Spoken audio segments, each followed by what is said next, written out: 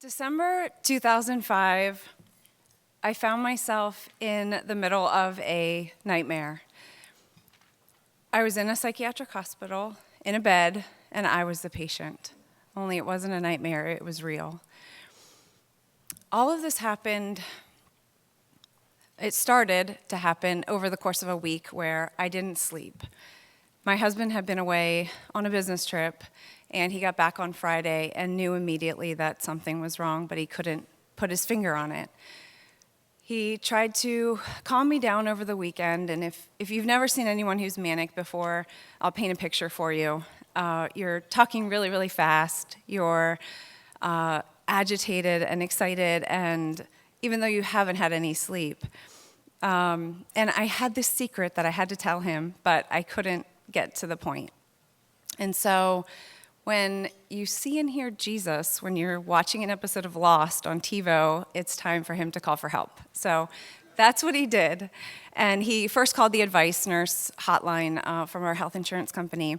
And she said, it sounds like she's in the middle of a psychiatric emergency, and you need to call 911 to get her to the hospital. And he did that, and he would do that 3 more times over the course of the next 5 years.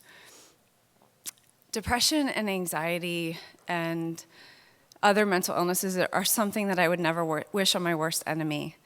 They lie to you. They tell you you're worthless and that you're broken and that you're never going to get better. So I went through that struggle and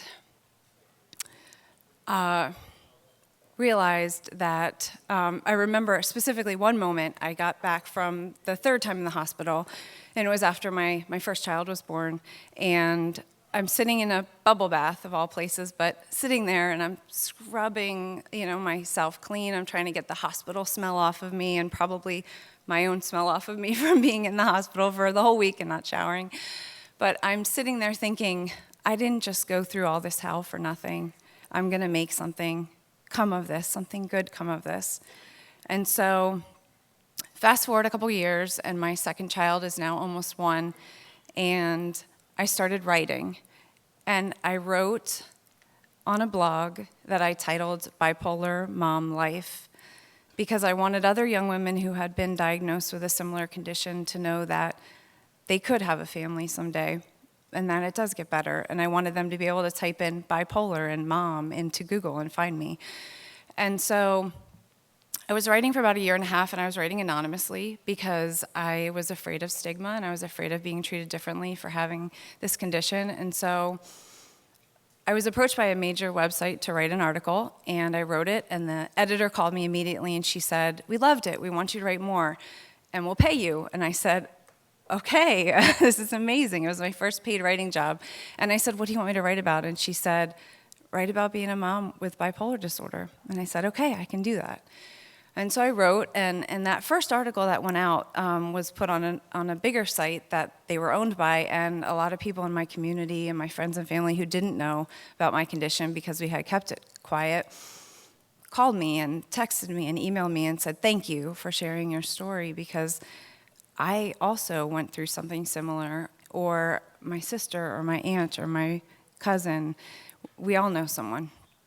And so several months later, I was nervous and scared and worried that it wasn't going to be a success, but I launched a project with a friend of mine, and I wanted to give other people the same experience I had, the platform to share their story, but not only through writing, through poetry and essay and music. And we called it This Is My Brave. And despite being nervous that it wouldn't take off, the show was a tremendous success. We sold out the theater, and it received really, really good reviews, and we went on to do more shows. But at that first show, at the end in the lobby, all these people were congratulating our cast and hugging them, and there were lots of tears and laughter, and it was busy. And so I'm coming out of the theater, and this one woman stopped and waited to talk to me. And she came up, and when we finally got a chance to talk, she said, "I came all the way from Philadelphia to see your show, and I found your blog in my darkest moments, and your writing saved my life. And it was then that I knew that my being brave gave her the courage to share her story too. Thank you.